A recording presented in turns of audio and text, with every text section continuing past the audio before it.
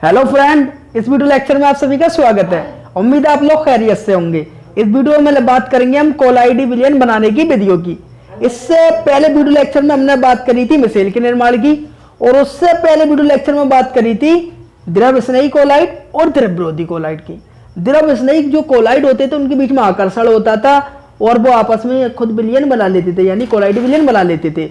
लेकिन जो द्रव विरोधी कोलाइड थे वो द्रव से नफरत करते थे और वो कोलाइडी विलयन बनाते नहीं थे। तो अब हम इस वीडियो लेक्चर में बात करेंगे द्रव विरोधी कोलाइडी विलयन बनाने की विधियों की। तो आज का टॉपिक है हमारा कोलाइडी विलयन बनाने की विधियां और द्रव विरागी कोलाइड, यानी द्रव स्नेही कोलाइड में आपस में प्रेम होता था तो वो खुद मिल जाते थे, बन जाते थे। लेकिन द्रव विरागी कोलाइड कौन होता है? जो द्रव से नफरत करते थे और द्रव के साथ मिलकर कोलाइडी विलयन नहीं बनाना चाहते थे, लेकिन उन्हें बनाने के लिए विभिन्न प्रकार की विधियों का हमें उपयोग करना पड़ता था। तो इस वीडियो लेक्चर में हम उन्हीं विधियों की बात करेंगे। और द्रव स्नेही कोलाइड की इसलिए बात नहीं करें क्योंकि उनमें पहले से ही प्रेम होता था, वो खुद ही द्रव स्नेही कोलाइड बना लेते थे। लेकिन जो द्रव विरोधी कोलाइड होते थे वो द्रव से नफरत करते थे, इसलिए कोलाइडी विलयन नहीं बनाते थे और उन्हें बनाने के लिए हमें कुछ विधियों की आवश्यकता होती है। और इस वीडियो लेक्चर में हम उन्हीं विधियों की बात करने वाले हैं। तो आज का टॉपिक है हमारा कोलाइडी विलयन बनाने की विधियां। तो इसमें पहला हमारा द्रव विरागी कोलाइड। तो द्रव विरागी आप कोलाइड जानते ही हैं, जो द्रव से नफरत करता है वो क्या कहलाता है? हमारा द्रव विरागी कोलाइड कहलाता है। इनके मध्य आकर्षण नहीं होता है। इन्हें बनाने की दो विधियां हैं। तो जो आपके द्रव विरोधी कोलाइड हैं उन्हें बनाने की हमारी दो विधियां हैं। पहली विधि है परिक्षेपण विधियां और दूसरी है संघनन विधियां। तो कोलाइडी विलयन कब बनता है आपको पता ही है। जिन कणों का आकार, यानी आपके जो कण कोलाइडी कण होते हैं, अगर कोलाइडी कणों का आकार हमारा कोलाइडी कणों का आकार हमारा 1 नैनोमीटर से 1000 नैनोमीटर के बीच में होता है, वो क्या कहलाते हैं? आपके कोलाइडी विलयन कहलाते हैं। कोलाइडी विलयन। तो कोलाइडी कणों की पहचान कैसे होगी? यानी जिन कोलाइडी कणों का आकार, यानी विलयन में जो कण है आपके, कण किसको होते हैं? विलेय और विलायक के। तो जो विलयन होता है उसमें हमारे कण किसको होते हैं? विलेय और विलायक के। तो हमारा जो विलयन है उसमें विलेय विलायक के जो कण है, विलेय विलायक के जो कण है उनका आकार 1 नैनोमीटर से 1000 नैनोमीटर के बीच में होना चाहिए। और जिनका आकार 1 नैनोमीटर से 1000 नैनोमीटर के बीच में होता है वो हमारे कोलाइडी विलयन कहलाते हैं। तो द्रव विरागी कोलाइड जो होते हैं उनको कोलाइडी विलयन में बदलने के लिए, कोलाइडी विलयन बनाने के लिए उनसे दो विधियों का उपयोग किया जाता है बच्चों। पहली होती है हमारी परिक्षेपण विधियां और दूसरी होती है हमारी संघनन विधियां। अब इस वीडियो में हम ये बात करेंगे कि परिक्षेपण विधियों का कब यूज करते हैं और संघनन विधियों का कब यूज करते हैं। तो परिक्षेपण विधियों का यूज हम जब करते हैं जब जो हमारे कोलाइडी कण होते हैं, जो हमारे कोलाइडी कण होते हैं उनका जो आकार होता है वो 1 नैनोमीटर से अधिक होता है। क्या होता है? 1 नैनोमीटर से अधिक होता है। तो जो हमारे कोलाइडी कण होते हैं उनका आकार क्या होता है? 1 नैनोमीटर से अधिक होता है। यानी जो कोलाइडी कण होते हैं वो 1 नैनोमीटर से क्या होते हैं? बड़े होते हैं। और उसको जब बड़े कोलाइडी कण कब, जब हमारा कोलाइडी विलयन कब बनता है? जब जो कण है, कण 1 नैनोमीटर और 1000 नैनोमीटर के बीच में हो। जब हमारे कोलाइडी कण 1 नैनोमीटर से 1000 नैनोमीटर के बीच में होते हैं जब कोलाइडी विलयन बनता है। लेकिन जो हमारे परिक्षेपण विधियों का जब यूज करते हैं जब कोलाइडी कण का आकार क्या होता है? 1 नैनोमीटर से कम होता है। और संघनन विधियों का यूज कब करते हैं? जब कोलाइडी कणों का आकार क्या हो जाता है आपका? 1 नैनोमीटर से भी क्या हो जाता है? बहुत कम हो जाता है, यानी बहुत छोटा होता है इनका आकार। अगर 1 नैनोमीटर की बात करें तो हमारा कितना हो गया? 10⁻⁻9 मीटर हो गया। तो 1 नैनोमीटर की बात करी तो 10⁻⁹ मीटर हो गया। और अगर हम 1000 नैनोमीटर की बात करें तो हमारा कितना हो जाएगा? 1000 गुणा 10⁻⁻9 मीटर। तो हमारा कितना हो जाएगा? 1000 गुणा 10⁻⁻9 मीटर। तो 1000 गुणा 10⁻⁻9 मीटर, 1000 में से का मतलब है 10⁻³ घात। तो 10⁻³ को कम कर देंगे तो हमारा रह जाएगा 10⁻⁻6। तो कोलाइडी कणों का आकार आपका 10⁻⁻9 से 10 पे घात -6 के बीच में होना चाहिए। किस में होना चाहिए? 10 पे घात -9 से और 10 पे घात -6 के बीच में होना चाहिए। जब जाकर आपका क्या बनेगा? कोलाइडी विलयन बनेगा, वरना नहीं बन पाएगा। तो 10 पे घात -9 से 10 पे घात -6 के बीच में होना चाहिए। तो परिक्षेपण विधियों का जब यूज करते हैं, जब आपके जो कोलाइडी कण होते हैं वो क्या होते हैं? बहुत बड़े होते हैं। क्या होते हैं? बहुत बड़े होते हैं। यानी 10 पे घात -4, 10 पे घात -5 इतने होते हैं। तो और कोलाइडी विलयन कब बनता है? जब 10 पे घात -9 से 10 पे घात -6 के बीच में हो। तो बड़े कोलाइडी कणों को हमें ये करना पड़ता है, बहुत छोटा करना पड़ता है। जब इन्हें छोटा कर देते हैं, छोटे का मतलब उनका जो कणों का आकार है 10 पे घात -9 से 10 पे घात -6 के बीच में आ जाए, तो हमारी कौन सी विधियों का यूज किया जाता है? परिक्षेपण विधि का। और संघनन विधियों का यूज कब किया जाता है? जब कोलाइडी कण बहुत छोटे होते हैं। छोटे का मतलब 10 पे घात -12 मीटर, 10 पे घात -10 मीटर। तो हमारे लिए कोलाइडी कण के होते हैं, बहुत छोटे होते हैं। और छोटे से बड़ा करने के लिए क्या करना पड़ेगा? हमें कोलाइडी कणों को आपस में जोड़ना पड़ेगा। तो जब कोलाइडी कण बड़े हों, यानी जो हमारा आकार है कोलाइडी कणों का 10 पे घात -9, 10 पे घात -6 से मीटर से क्यों हमारे कोलाइडी कण बड़े हों, तो उन्हें छोटा करने के लिए परिक्षेपण विधियों का यूज किया जाता है। और जब हमारे कोलाइडी कण क्या हों? छोटे हों। छोटे किससे हों? 10 पे घात -9 से 10 पे घात -6 के बीच में नहीं आ रहे हों, इससे भी क्या हों? बहुत छोटे हों। यानी 10 पे घात -12 मीटर, 10 पे घात -10 मीटर चाल लें मानने के लिए, उदाहरण के लिए चले जाएं आप कितने, तो आपकी संघनन विधियों का यूज किया जाता है। तो परिक्षेपण विधियां पढ़ती हैं। इस विधि में पदार्थ के बड़े कणों को छोटे कणों में बदलकर कोलाइडी कणों की परास में लाया जाता है। तो इस विधि में पदार्थ के बड़े कणों को, यानी जो कोलाइडी कण होते हैं, उनके कणों का आकार आपका 1 नैनोमीटर से 1000 नैनोमीटर से क्या होता है? अधिक होता है। इनसे बड़े होते हैं आपके कोलाइडी कण। तो और कोलाइडी कण कब बनेंगे? जब इनके बीच में आएगा। तो परिक्षेपण विधियों का जब यूज करेंगे, जब कोलाइडी कणों का आकार 1 नैनोमीटर से 1000 नैनोमीटर से अधिक होगा, जब हम परिक्षेपण विधियों का यूज करते हैं। तो इस विधि में पदार्थ के बड़े कणों का छोटे कणों में बदलकर कोलाइडी कणों की परास में लाया जाता है। तो जो आपके कोलाइडी कण बड़े होते हैं उनको तोड़कर छोटे कणों में बदल दिया जाता है, और जिनका आकार कितना हो जाए? 1 नैनोमीटर से 100 नैनोमीटर के 1000 नैनोमीटर के बीच में हो जाए, तो उसको हम क्या कहते हैं? कोलाइडी विलयन कहते हैं।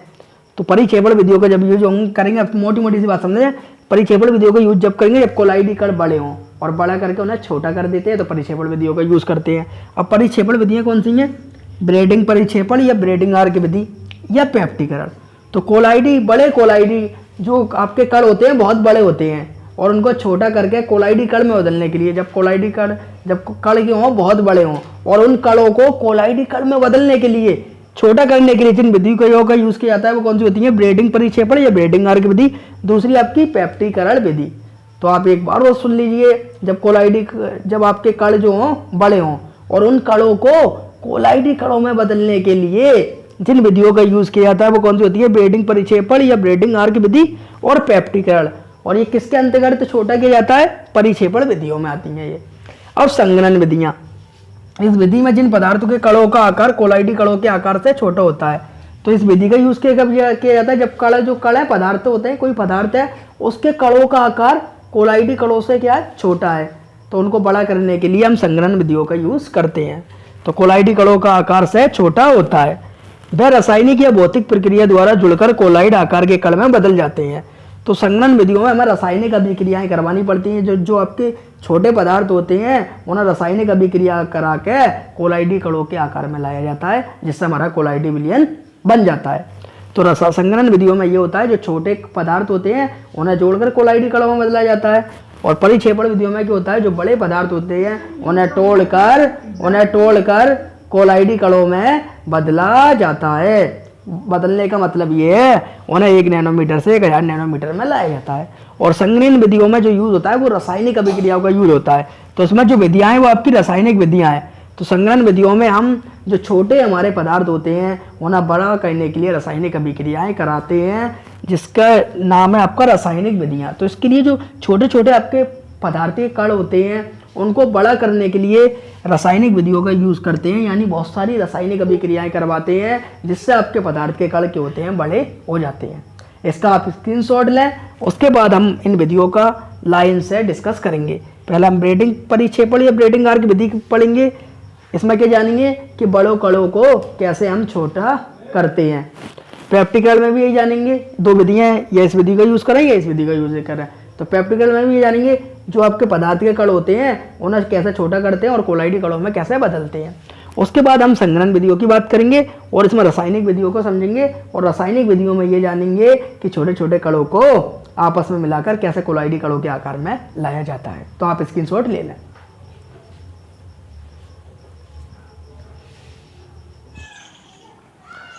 पहले हम बात करते हैं परिक्षेपण विधियों में से ब्रेडिंग आर्क विधि की।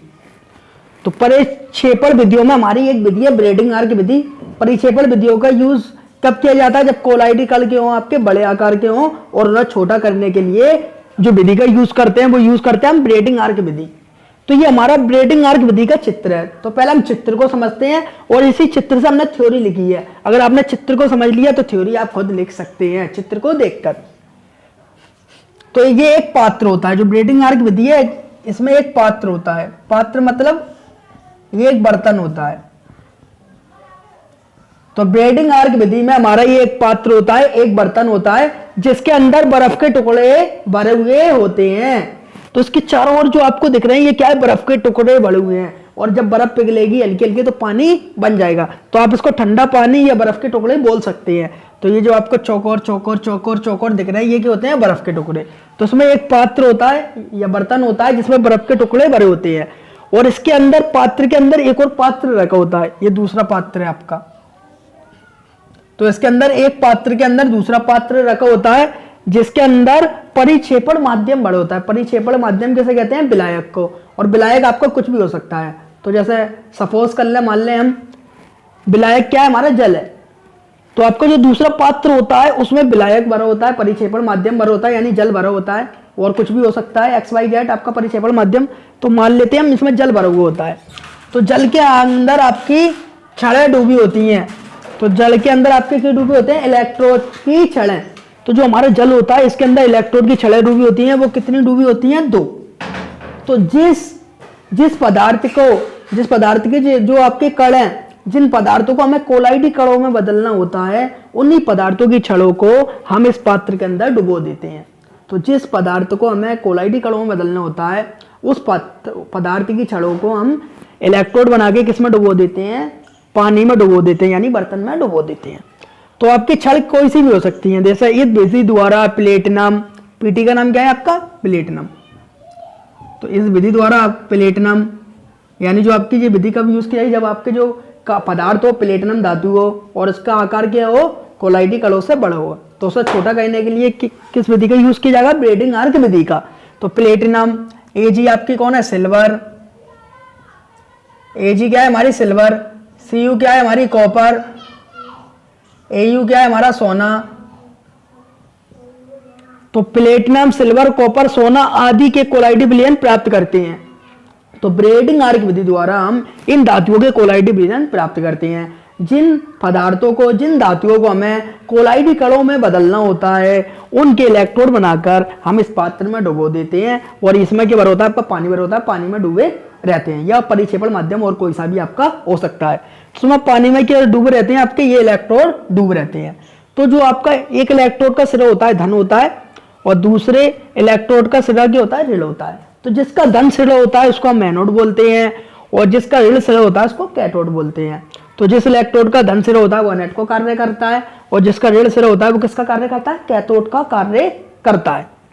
तो यहाँ पर जो इलेक्ट्रोड है वो किसके हैं? आपके सोने के इलेक्ट्रोड हैं, क्योंकि यहाँ पर हमने सोने के इलेक्ट्रोड ले लिए हैं, और सोने के इलेक्ट्रोडों को हम किस में बदल रहे हैं? कोलाइडी कणों में बदल रहे हैं। और उसको हाई वोल्टेज दिया जाता है। क्या दिया जाता है? हाई वोल्टेज दिया जाता है। और जो आपके जो आपके सोने के इलेक्ट्रोड है इनमें करंट फ्लो कर दिया जाता है। क्या कर दिया जाता है? करंट फ्लो, यानी वैद्युत आर्क प्रवाहित की जाती है। इसमें क्या प्रवाहित की जाती है? आपकी वैद्युत आर्क। आर्क मतलब आग, वैद्युत धारा प्रवाहित होगी तो आग प्रवाहित होगी आपकी। तो इसमें वैद्युत आर्क प्रवाहित की जाती है। जब हम सोने के इलेक्ट्रोड में वैद्युत आर्क प्रवाहित करते हैं, वैद्युत धारा प्रवाहित करते हैं, तो सोने के जो धातु के इलेक्ट्रोड होते हैं वो वाष्पित होने लगते हैं। क्या होने लगते हैं? आपके जो सोने के धातु के इलेक्ट्रोड होते हैं वो वाष्पित होने लगते हैं, यानी वाष्प बन के उड़ना शुरू हो जाते हैं। तो जब हम इसको इसमें करंट फ्लो करते हैं, वैद्युत धारा प्रवाहित करते हैं सोने के इलेक्ट्रॉन में, तो ये बाष्प बनकर उड़ना शुरू हो जाते हैं, बाष्पित होने लगते हैं। तो बाष्पित जैसे ही होते हैं तो बाष्पित होने लगते हैं, वैसे ही हम नीचे के रखे होते हैं, अब की बर्फ रखी होती है, बर्फ क्या कर देती है, जो आपके सोने के इलेक्ट्रोड थे जो बाष्पित होना शुरू हो जाते हैं उनको संघनित कर देती है। बर्फ क्या करती है, इन्हें संघनित कर देती है। तो जैसे ही ये बाष्प में परिवर्तित होना शुरू होते हैं आपके सोने के इलेक्ट्रोड, तो बर्फ क्या करती है, इनको ठंडा कर दिया, गर्म हो गए, यानी जल को बहुत गर्म करो तो क्या होता है, बाष्पीकरण हो जाता है, यानी जल उड़ के जाने लगता है, आपको पता है। और अगर फ्रिज में रख दे तो जमने लगता है। तो नीचे बर्फ के टुकड़े इसलिए रखे होते हैं, जब ये बाष्पित होना शुरू हो जाए तो हम इसको क्या कर देते हैं, बर्फ जो हमारी नीचे भरी होती है इसको संघनित कर देती है, यानी जो कण अलग अलग हो जाते हैं सोने के वो आपस में इकट्ठे होने लगते हैं। जब ये जो आपके सोने के इलेक्ट्रोड होते हैं, जब इनमें करंट फ्लो किया जाता है, जब ये बाष्पित होने लगते हैं और बाष्पित कर जब ये बर्फ की सहायता से दोबारा संघनित होते हैं, तो इनका जो आकार होता है वो कोलाइडी कणों के बराबर होता है। तो इनका जो आकार हो जाता है वो किसके बराबर होता है, आपका कोलाइडी कणों के बराबर हो जाता है। तो जब इनमें करंट फ्लो किया जाता है, आपको बात याद रखना है, मेरी इंपॉर्टेंट बात है, जब इनमें करंट फ्लो किया जाता है तो ये संघनित होने लगते हैं और बर्फ की सहायता से बाष्पित होने लगते हैं। जब इनमें करंट फ्लो किया जाता है तो ये क्या होने लगता है, आपके बाष्पीकरण होने लगता है, बाष्पित होने लगते हैं आपके सोने के इलेक्ट्रोड, लेकिन बर्फ की सहायता से ये संघनित होते हैं, दोबारा इकट्ठे हो जाते हैं। फिर इनके जो कणों का आकार होता है वो छोटा हो जाता है और वो किसके बराबर हो जाता है, आपके कोलाइडी कणों के आकार के बराबर हो जाता है और हमें कोलाइडी विलयन क्या हो जाता है, प्राप्त हो जाता है। लेकिन ये कोलाइडी विलयन स्थायी बना रहे, स्टेबल हो जाए, स्टेबल रहे, इसके लिए हम इस जो विलायक होता है इसमें थोड़ी मात्रा में KOH डाल देते हैं। क्या डाल देते हैं, KOH। तो हमारा जो हमारे इलेक्ट्रोड थे वो बाष्पित होने लगते हैं, लेकिन बर्फ की सहायता संघनित हो जाते हैं और उनका आकार किस बराबर हो जाता है, कोलाइडी कणों के आकार के बराबर हो जाता है। लेकिन ये कोलाइडी कण स्थायी बने रहे, स्टेबल बने रहे, इसके लिए हम इसमें थोड़ी मात्रा में KOH डाल देते हैं और फिर कोलाइडी कणों में ही वो जो हमारे सोने के इलेक्ट्रोड होते हैं जब वो बाष्पित होकर संघनित हो जाते हैं तो उनका आकार कोलाइडी कणों के आकार के बराबर हो जाता है और वो स्टेबल हो जाते हैं। अब इसकी हम थ्योरी पढ़ते हैं। इस विधि द्वारा प्लेटिनम, सिल्वर, कॉपर, सोना आदि के कोलाइडी विलयन प्राप्त करते हैं। तो इस विधि का यूज कब करेंगे, जब आपके कोलाइडी कण कौन से हों, प्लेटिनम धातु के हों, सिल्वर के हों, कॉपर के हों और सोने के हों और इनका आकार क्या हो, कोलाइडी कणों के आकार से बड़ा हो, जब इन विधि का यूज करते हैं, ब्रेटिंग आर्क विधि का यूज करते हैं। दूसरा, जिस धातु का कोलाइडी विलयन बनाना होता है उसके 2 इलेक्ट्रोड बनाते हैं, इन्हें जल आदि परिक्षेपण माध्यम में डुबोया जाता है। तो जिस धातु का हमें कोलाइडी विलयन बनाना है, जैसे हमें प्लेटिनम का बनाना है तो प्लेटिनम के 2 इलेक्ट्रोड बनाएंगे और उसे जल या परिक्षेपण माध्यम और दूसरा उसमें डुबो देंगे। अगर हमें कॉपर का बनाना है कोलाइडी विलयन तो कॉपर के 2 इलेक्ट्रोड बनाएंगे और इसके अंदर डुबो देंगे। तो इंपॉर्टेंट बात यह है, जिस धातु का हमें कोलाइडी विलयन बनाना है उसके 2 इलेक्ट्रोड इसमें डूबे रहना चाहिए। तो यही बात लिखी हुई है, जिस धातु का कोलाइडी विलयन बनाना होता है उसको 2 इलेक्ट्रोड बनाते हैं, इन्हें जल आदि परिक्षेपण माध्यम में डुबो जाता है। तो जल या परिक्षेपण माध्यम जल होगा या कुछ दूसरा और कोई भी हो सकता है। इस विधि में परिक्षेपण माध्यम विलायक होता है, मैंने बहुत बार आपको बताया, फिर बता रहा हूं, परिक्षेपण माध्यम विलायक होता है और विलायक मान लें जल, तो जल भी हो सकता है आपका। तो इस विधि में परिक्षेपण माध्यम में डूबे इलेक्ट्रोड, तो ये आपका क्या है, परिक्षेपण माध्यम, और इसमें इलेक्ट्रोड क्या है, डूबे हैं, दोनों इलेक्ट्रोड डूबे हैं, किसके, सोने के। तो इस विधि में परिक्षेपण माध्यम में डूबे इलेक्ट्रोडों के बीच एक विद्युत आर्क को उत्पन्न किया जाता है। तो आपके जो ये दोनों इलेक्ट्रोड जो डूबे रहते हैं आपके जल में, इनके बीच क्या प्रवाहित की जाती है, विद्युत धारा प्रवाहित की जाती है और वो भी क्या, और हाई वोल्टेज उत्पन्न किया जाता है। जब इनमें विद्युत धारा प्रवाहित की जाती है और हाई वोल्टेज उत्पन्न किया जाता है तो ये संख्या होने लगता है, इनका बाष्पीकरण होने लगता है, ये बाष्पित होने लगते हैं। और जैसे ये बाष्पित होना शुरू करते हैं, यहाँ पर नीचे बर्फ भरी होती है और फिर जो दोबारा जुड़कर जो संघनित होते हैं, इकट्ठे होते हैं, दोबारा जो संघनित होते हैं, इकट्ठे होते हैं, फिर जो इनका आकार होता है वो कोलाइडी कणों के बराबर होता है। तो इस विधि में परिक्षेपण माध्यम में डूबे इलेक्ट्रोडों के बीच एक विद्युत आर्क को उत्पन्न किया जाता है।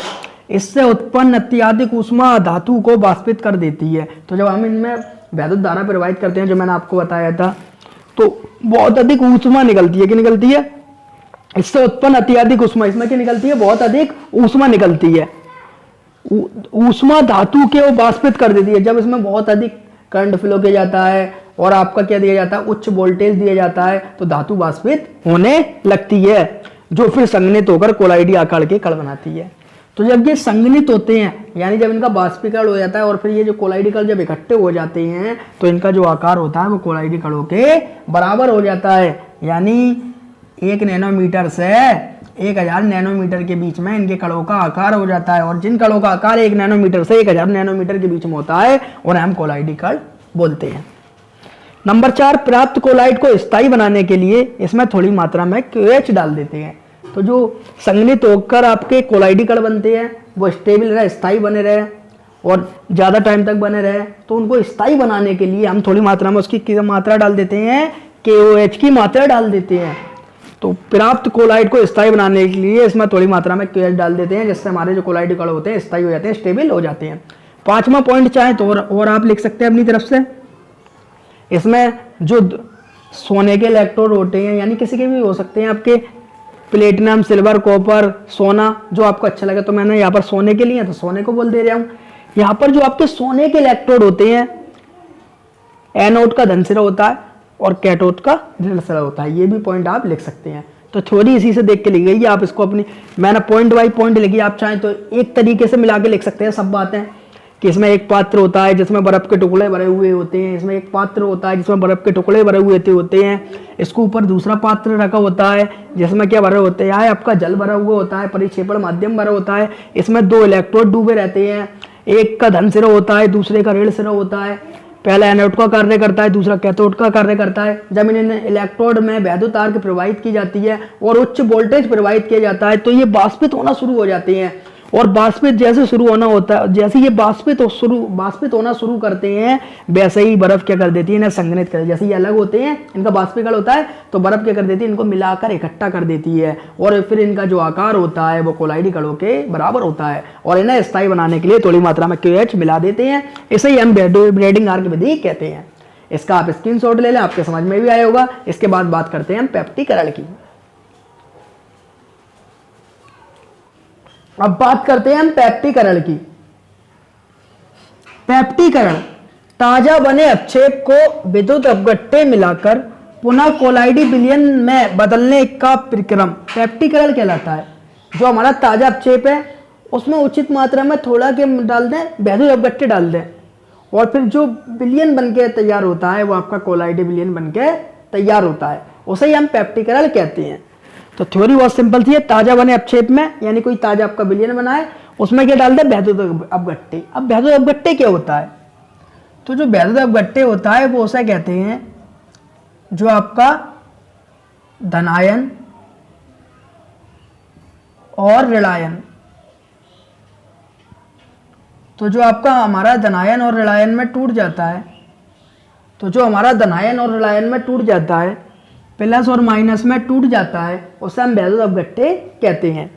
तो ताजा बने अपक्षेप को वैद्युत अपघट्टे में मिलाकर पुनः कोलाइडी विलयन में बदलने का प्रक्रम पेप्टीकरण कहलाता है। इसको एक उदाहरण द्वारा समझते हैं हम।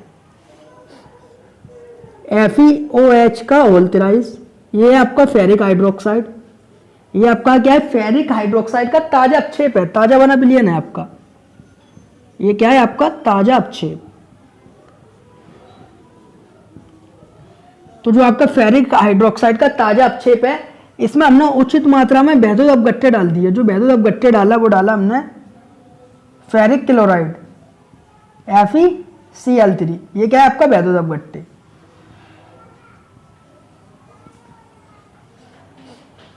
ये आपका वैद्युत अपघट्टे।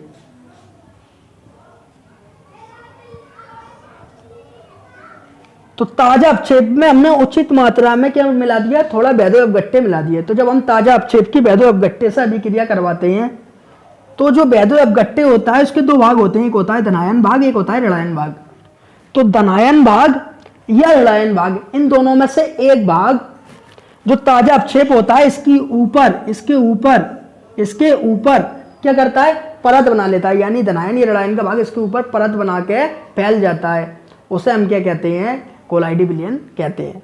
तो इसमें क्या होता है, पेप्टीकरण में जो ताजा अपक्षेप होता है उसमें वैद्युत अपघट्टे का 2 भाग होते हैं, धनायन ऋणायन का भाग होता है, एक धनायन का भाग होता है, एक ऋणायन का भाग होता है। इन दोनों में से एक भाग जो आपका ताजा अपक्षेप होता है उस पर अपनी एक परत बना लेता है और जो हमारा फिर विलयन बन के तैयार होता है, कोलाइडी पदार्थ बन के तैयार होता है, उसे ही हम क्या कहते हैं, कोलाइडी पदार्थ कहते हैं। तो इसमें क्या करता है आपका FeOH का होल तेराइस, ये आपका क्या है, ये आपका FeOH का होल तेराइस है। तो जब FeCl3 ऐसे टूटता है आपका Fe+3 + 3Cl माइनस, तो आपका कोलाइडी विलयन कब बनता है, कोलाइडी पदार्थ कब बनता है, जब ताजा अपक्षेप में वैद्युत अपघट्य का कोई एक आयन या धनायन या ऋणायन है, एक आकर क्या करता है इसके ऊपर परत बना लेता है। तो आपका Fe+3 जो है, आपका Fe+3 जो है वो FeOH का होल तेराइस के ऊपर यानी फेरिक हाइड्रोक्साइड के ऊपर ताजा अपक्षेप के ऊपर अपनी एक परत बना लेता है, यानी Fe+3 आयन इसके ऊपर फैल जाते हैं। Fe+3 आयन क्या करते हैं, इसके ऊपर फैल जाते हैं, और जो आपकी फिर परत बन के तैयार होती है उसे हम कोलाइडी परत कहते हैं, कोलाइडी परत कहते हैं। तो आपकी जो परत बन के तैयार होती है वो हमारी क्या कहलाती है, कोलाइडी परत कहलाती है। लेकिन 3Cl माइनस रह जाता है, जैसे ये देखिए FeOH का होल तेराइस, और हमारी कोलाइडी परत कब बनेगी, जब वैद्युत अपघट्य की कोई एक परत या धनायन की परत या ऋणायन की परत, इन दोनों में से एक परत क्या करे, इन दोनों में से कोई एक परत क्या करे, ताजा अपक्षेप के ऊपर आके फैल जाए, फिर आपकी जो परत बनती है वो कोलाइडी परत कहलाती है। तो Fe+3 की जो धनायन की परत होती है वो उससे आके चिपक जाती है, इसके ऊपर फैल जाती है और आपकी कोलाइडी परत बन जाती है। और Cl3 वाली जो परत होती है वो क्या हो जाती है, अलग हो जाती है, जो ऋणायन की परत होती है वो क्या होती है, अलग। इसे हम कहते हैं विसरित परत, विसरित परत। तो इसको बोलते हैं हम विसरित परत, यानी अलग होने वाली परत। तो आपके समझ में आ गया होगा, जब हम ताजा अपक्षेप में कोई उचित मात्रा में वैद्युत अपघट्य मिलाते हैं तो वैद्युत अपघट्य वो होता है जो धनायन और ऋणायन में टूट जाता है, तो इसका धन का भाग या ऋण का भाग दोनों में से एक भाग ताजा अपक्षेप के ऊपर एक परत बना लेता है, ऊपर फैल जाता है, और जो परत बना के तैयार होता है वो हमारी कोलाइडी परत कहलाती है, और जो अलग होती है वो विसरित परत कहलाती है। इसी विधि को हम पेप्टिकरण कहते हैं। और जो हमारी कोलाइडी परत तैयार होती है उनका जो आकार होता है वो 1 नैनोमीटर से 1000 नैनोमीटर के बीच में होता है, और यह आपका कोलाइडी कणों का आकार होता है। अब थ्योरी पढ़ते हैं। इस प्रक्रिया में अपक्षेप वैद्युत अपघट्य के किसी एक प्रकार के आयनों को, तो इस प्रक्रिया में अपक्षेप क्या है हमारा, ताजा अपक्षेप, तो अपक्षेप वैद्युत अपघट्य के किसी एक प्रकार के आयनों को अपनी सतह पर अवशोषित कर लेता है। तो आयन कौन से होते हैं, एक धन आयन एक ऋण आयन। तो यहाँ पर क्या करा, ताजा अपक्षेप ने आपके Fe+3 के धन आयनों को अपने ऊपर क्या कर लिया, परत बना ली, अपने ऊपर इकट्ठा कर लिया, और अपने ऊपर इकट्ठा करके जो परत बनी वो आपकी कोलाइडी परत बन गई। तो जो ही लिखा है अपने ऊपर अवशोषित कर लेता है, जिससे अपक्षेप पर धनात्मक या ऋणात्मक आवेश आ जाता है। तो अभी इसने धन आवेश को की परत बनाई है, धन आवेश को अपने ऊपर अवशोषित किया है, धन आवेश को अपने ऊपर इकट्ठा किया है, तो इसलिए इसके ऊपर धन आवेश आया है। अगर ऋण आवेश Cl माइनस को इकट्ठा करता तो इसके ऊपर ऋण आवेश आता, और जो परत होती वो कौन सी होती, ऋण आवेशित होती। तो जिससे अपक्षेप पर धनात्मक या ऋणात्मक आवेश आ जाता है। अगर Fe+3 लिया है तो आपकी Fe+3 की परत होगी, और अगर Cl माइनस लेता तो Cl माइनस की परत होती। अगर धन आयन इसके ऊपर परत के रूप में फैलते तो धनात्मक परत बनती, और अगर Cl माइनस इसके ऊपर फैलते तो आपकी ऋणात्मक परत बनती। तो किन्हीं दोनों में से एक परत बना लेता है।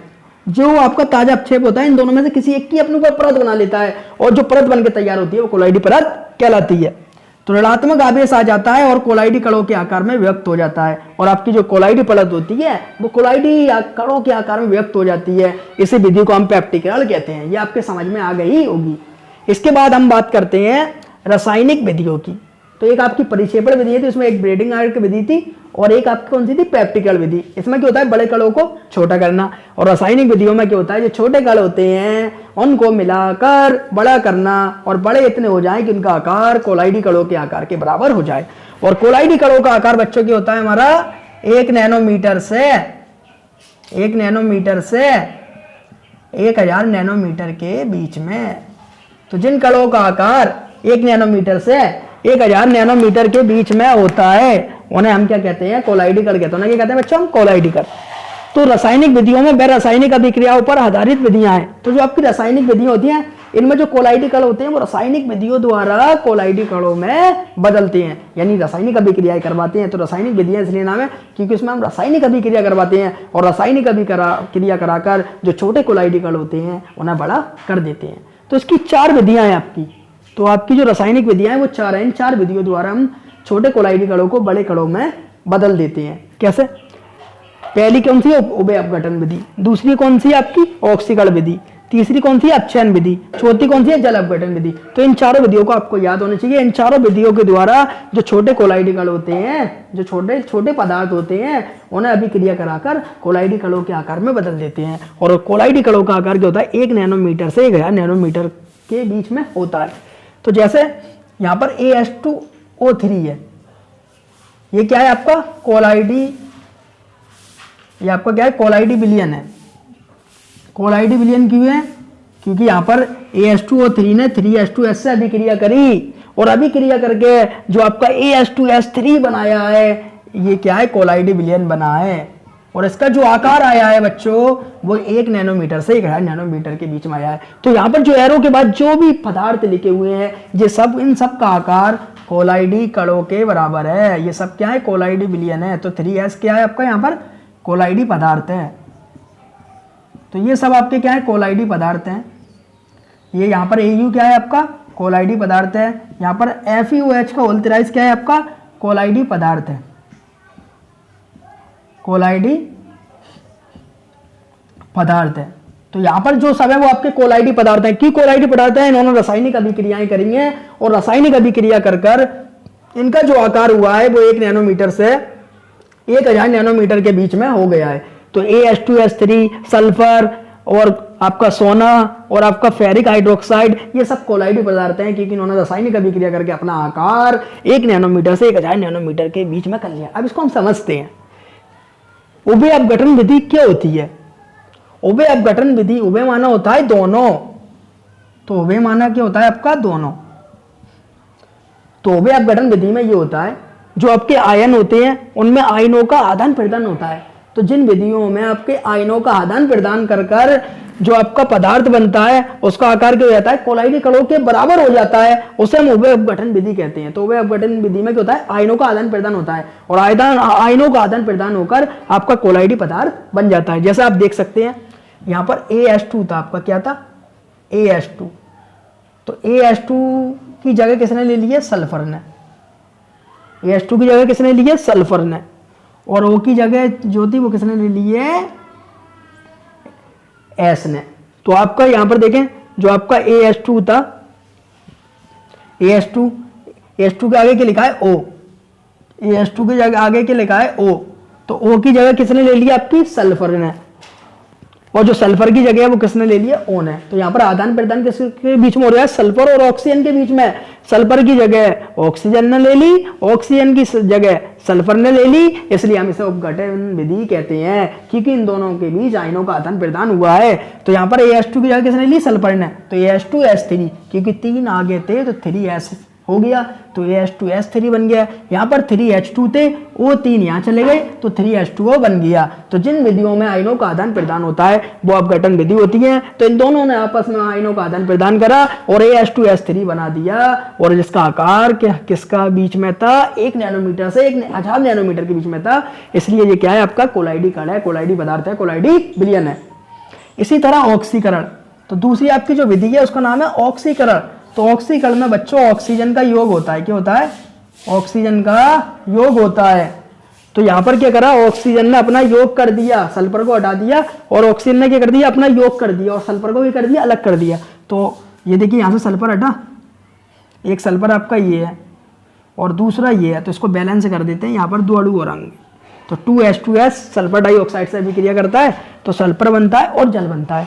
तो ऑक्सीकरण में क्या होता है, ऑक्सीजन का योग होता है। तो ऑक्सीजन ने क्या करा, सल्फर को हटा दिया, ये वाले सल्फर को हटाया और खुद ऑक्सीजन लग गया, तो 2H2 बन गया और सल्फर निकली, और सल्फर का आकार किसके बराबर हो गया, कोलाइडी पदार्थ के बराबर हो गया। सल्फर क्या है हमारा, कोलाइडी विलयन है। तो ऑक्सीकरण में क्या होता है, ऑक्सीजन का योग होता है, और अपचयन इसको उल्टा होता है। अपचयन में होता है ऑक्सीजन का निकलना, तो अपचयन में होता है आपका ऑक्सीजन का निकलना। तो जिनमें ऑक्सीजन का योग होता है वो ऑक्सीकरण, और जिनमें ऑक्सीजन का निकलना होता है वो क्या होता है, आपका अपचयन। इसको एक ऐसे भी बोल सकते हैं, यानी हाइड्रोजन का निकलना ऑक्सीकरण कहलाता है, और हाइड्रोजन का जुड़ना अपचयन कहलाता है। तो यहाँ पर ऑक्सीजन की बात करें, अगर ऑक्सीजन का योग हो रहा है तो ऑक्सीकरण, इसमें आपस में अभिक्रिया हुई तो आपका क्या बना, AU। तो आपको ये अभिक्रिया को याद रखना है। और जो सोना बना उसका आकार किसका हो गया, कोलाइडी कणों के बराबर हो गया, और इसलिए ये कौन सी है, रासायनिक विधियां, क्योंकि रासायनिक विधियों के द्वारा हमने एयू को किस में दिलाया, कोलाइडी कणों के आकार में दिलाया, और आकार कितना है इसका 1 नैनोमीटर से 1000 नैनोमीटर के बीच में है। चौथी क्या है आपकी, जल अपघटन। तो जल अपघटन का मतलब होता है टूटना। तो जल की सहायता से क्या होता है, टूटते हैं। तो जल पहले तो खुद टूट जाता है। तो जल कैसे टूटता है आपका, जल ऐसा टूटता है आपका 3H प्लस और प्लस 3OH माइनस, इस तरीके से 3H2 आपका जल टूट जाता है। और FeCl3 ऐसे टूटता है Fe plus 3 plus 3Cl minus.